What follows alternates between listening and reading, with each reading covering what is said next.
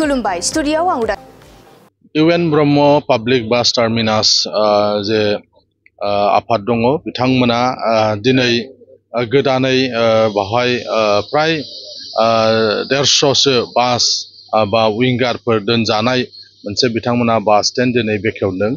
आरो बिथांमोना फोरमायदों जे नाराबारियाव मोनसे आरो औवाबारियाव मोनसे जागोन जे बासुगाव खासिखत्रा जानानै जेया फैगोन बिथांमोना औवाबारियाव लाखिगोन आरो बिलासिपारानिफ्राय जायफ्रा फैगोन बिथांमोना नाराबारियाव लाखिगोन कारिगावनिफ्राय जायफ्रा हाबगोन बेयो नैबे गोदानै दिनै खुलिजानाय बास स्टेन्डआव बेयाव हाबगोन दा आङो रायजो राजाफोरखौ खावलायनो लुबैदों जेन बयबो गोदानै खुलिनाय जे बास स्टेन्ड बे बाहाय जाहाथे थांलाय फैलाय खालामनो थाखाय जेफोर बास थागोन बेवसिम जाहाथे फैयो बास मालिकफोरखौबो आं खावलायनो लुबैदों गोदान बास स्टेन्डआव जेन बिथांमोना खावलायनाय बायदि गारिखौ दोननायनि जाहाथे बेबस्था लायो मानोना गंसे टाउनखौ साब सिखोन खालामनानै लाखिनो थाखाय आरो एक्सिडेन्ट जानायनिफ्राय रैखा खालामनो थाखायब्ला जोङो टाउनखौ बांद्राय गारि मटर माने थांलाय फैलाय खालामनायनिफ्राय जोङो बोरैबा एसे एरायहोनो हायो नामा बेफोर खोथाफोरखौ जों साननांगोन गोबाव समनिफ्रायनो माने आइएसबिटिनि थाखायबो क'क्राझाराव हा नागिरबाय थानाय जादोंमोन नाथाय थोजासे बा खाथियावनो बेबायदि गुवार हा बेबायदि मोनैनि थाखाय खालामनो हानाय जायाखैमोन नाथाय दिनै इउएन ब्रह्म पाब्लिक बास टार्मिनासआ बेखौ जे खालामबाय बिथांमोनखौ आं साबायखर बावदों उननि समाव क'क्राझारखौ टाउनखौ माने साखोन सिखोन लाखिनाय आरो मोनसे समायहोनायनि थाखाय जों बायदि रोखोम जे हाबाफारि जों लालांनांगौ बेवहाय सरकार आरो बेसरकारि फसंथानफ्रा बयबो मदद होलायलांगोन आरो बेजोंसो जों क'क्राझार टाउनखौ जौगाहोनायनि लामाफोरखौ जों लानो हागोन पाब्लिक भेहिकेल इउएन ब्रह्म पाब्लिक भेहिकेल टार्मिनासनि प्रेसिडेन्ट जानानै दिनै आङो बेखौनो बुंनो सानो मिडियानि थ्रुयै जे जोंनि क'क्राझार टाउना जोबोद माने माबा मा होनोमोनलाय रड जाम जाबाय गारि फिसानिफ्राय लानानै गिदिरनिफ्राय लानानै माने रड माने क्लियारेन्स गैया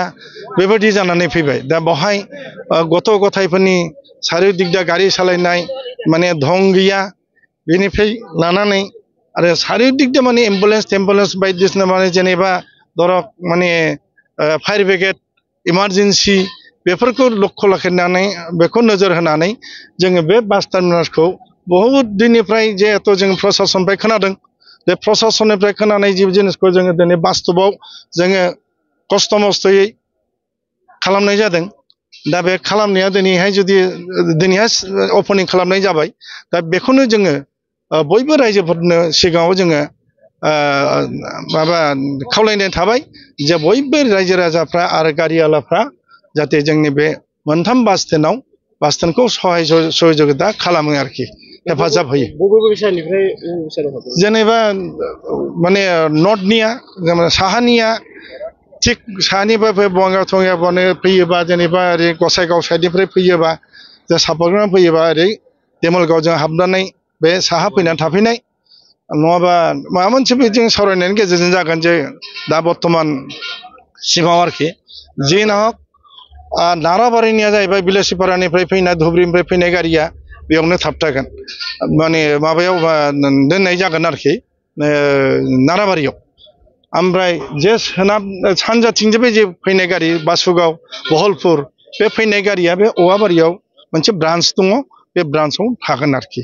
बेबायदि जोंनि सिन्था धारनाया खालामनाय जादों आरो बेनि मिडियानि थ्रुयै आङो बेखौनो खावलायो जे प्रसासना बेखौ जाहाथे जोंखौ माने इति हनखालि जाहाथे सहाय जगिता माने हेल्प खालामो आरोखि बेनि थाखाय आं प्रसासनखौबो खावलायनाय थाबाय आरो समस्त गारियाला आरो पाब्लिकफोरखौ जोंनि रायजो राजाखौ आंनि खुलुमनाय आरो अननायजों आङो हेल्प बिहरो आरो बेखौ होननानै आंनि गोजोननाय बावहरनाय एसेयावनो दोनथ'नाय जाबाय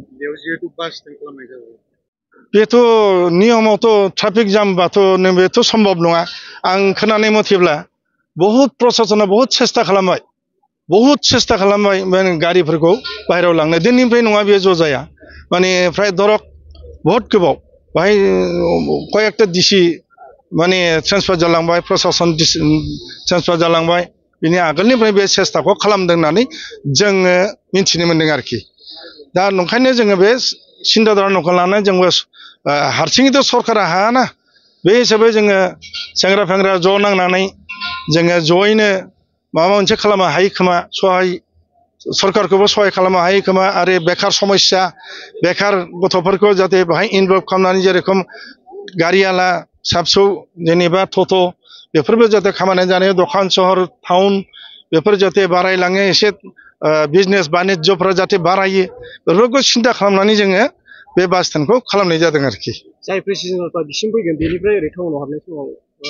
माबाफोर जोंथ' जेनेबा जोंहाथ' खरसा थांदों आरो बेथ' जोंनि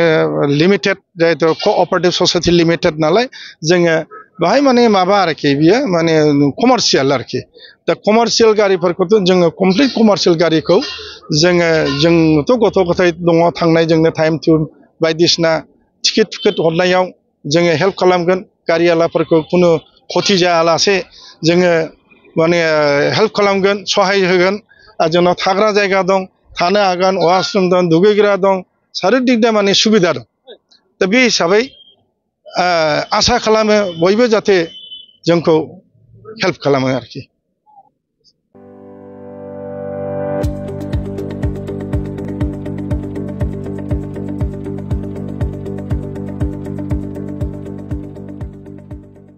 गोजोनथाव खौरां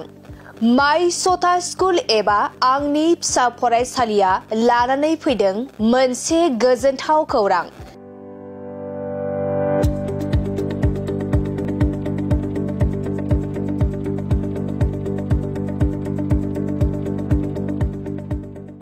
क'क्राझार सहरनि जेडि र'डजों थांग्रा वार्ड नं 4आव माइ सथा स्कुल एबा आंनि फिसा फरायसालियाव डे केयार नार्सारि एलकेजि इउकेजिनि थाखाय मुं थिसननाया सोलिगासिनो दं बे माइ सथा स्कुल एबा आंनि फिसा फरायसालियाव फरायसा फरायसुलिफोरनि थाखाय गोबां सुबिदाफोरबो दं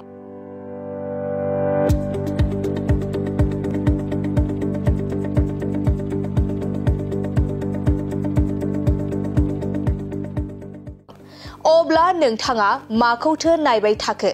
नैबे माइ सथा स्कुलाव नोंथाङा नोंथांनि उन्दै गथ'साफोरखौ मुं थिसननो थाखाय साखाफारा जादो माइ सथा स्कुल एबा आंनि फिसा फरायसालियाव नोंथाङा थोंजोङै खौरां लानो थाखाय 8099887781 नङाब्ला 9531281982 बे मबाइल नाम्बारनि गेजेरजों खौरां लाहरनो हागोन